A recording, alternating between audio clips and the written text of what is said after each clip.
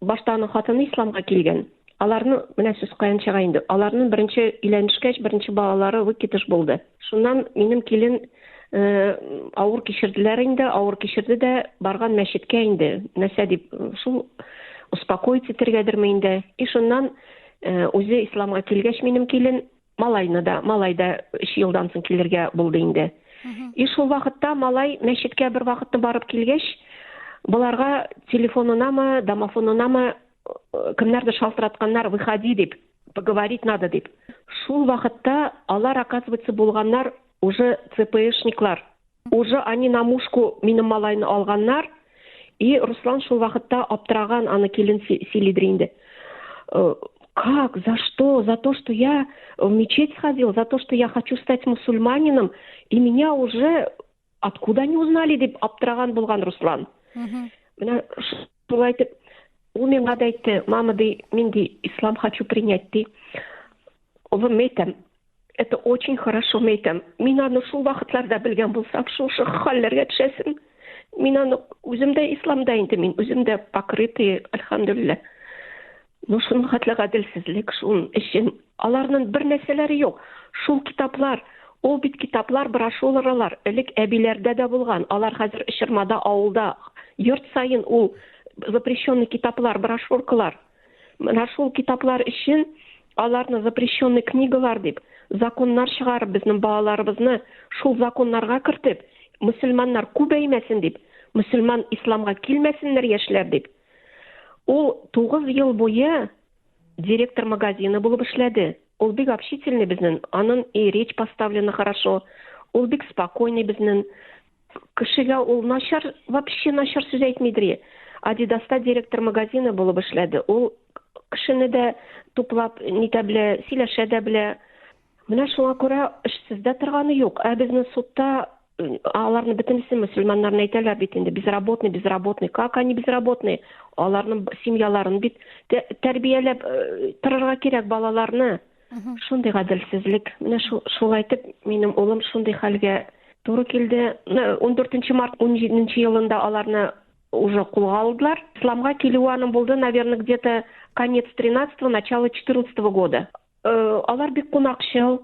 Мөселманнар инде алар бөтенесе шулай кунакчыл. Чәй эчәргә менә аларга кеше безнең ишенек киленгә дә кызлары киләдер балалар белән общаться итәргә.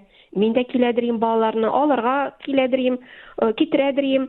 Чәй эчеп безгә прослушка куйганнар, оказывается. Балаларның квартирасы, ул квартира минеке. 16 этаж, ул квартира минем әнидән калган. Мин бер генә кыз булгач, әни вафат булгач 15 елда ул квартира минеке калды. Шунда инде олы улым тордылар гаиләсе белән. Без кичкенә улым белән икенче җирдә тордык.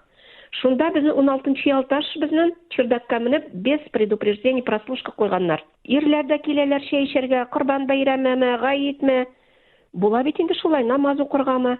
И шул менә безгә шул прослушка баламны шушы елларга китерде. Имештер, бу квартира специально для этих целей, для собраний, для агитаций. Кеше килгән монда җыелганнар. Сопробалдык инде белмим, может ул әле дә бардыр, мин аны белмим. Аны ничек нитергә.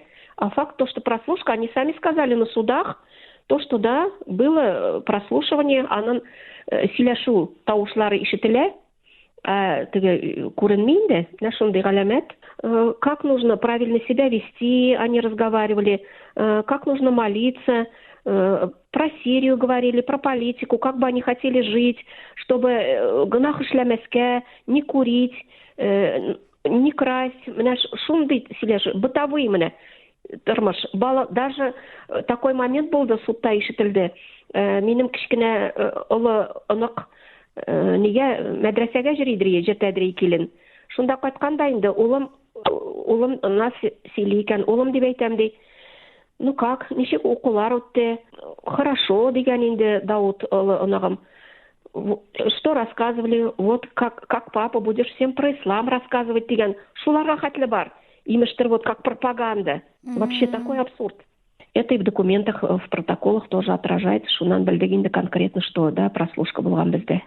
И представляете, вот нам огласили на приговоре, 2 миллиона заплатили адвокатам за 8 месяцев вот этого суда приговорного.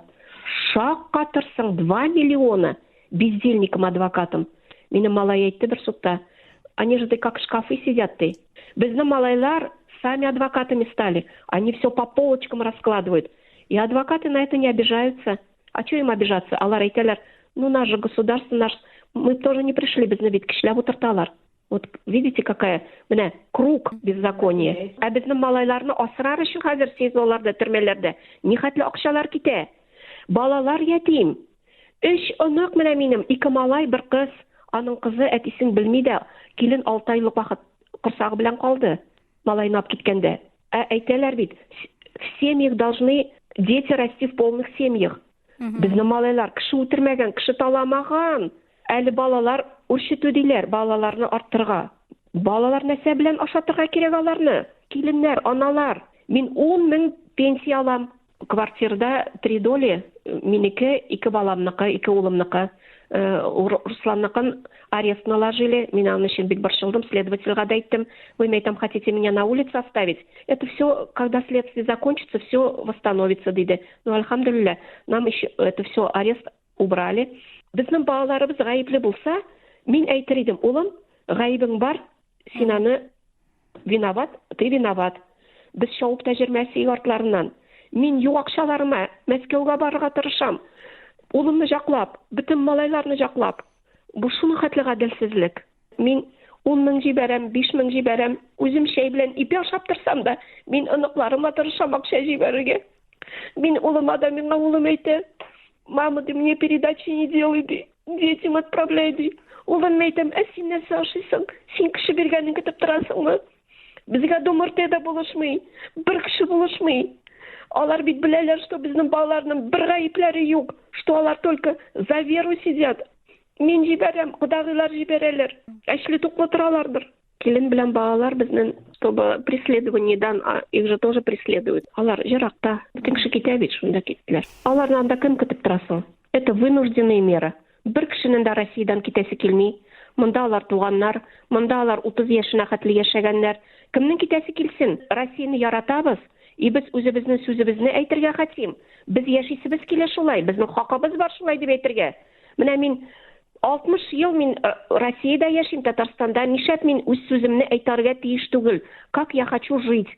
Минем налогларым монда түләнеп бара. Нишләп мин әйтергә тиеш түгел? Киткән кешеләрне, аларның безвыходной ситуация, алар мәҗбүр китәргә, чтобы монда төрмәләрдә чирмәс өчен. Безнең балаларыбызны да куркыттылар шулай. Киленнәребезгә дә. Сезне төрмәгә утыртабыз, балаларыгызны детдомга бирәбез диделәр. Шундый менә сүзләр булды безнең.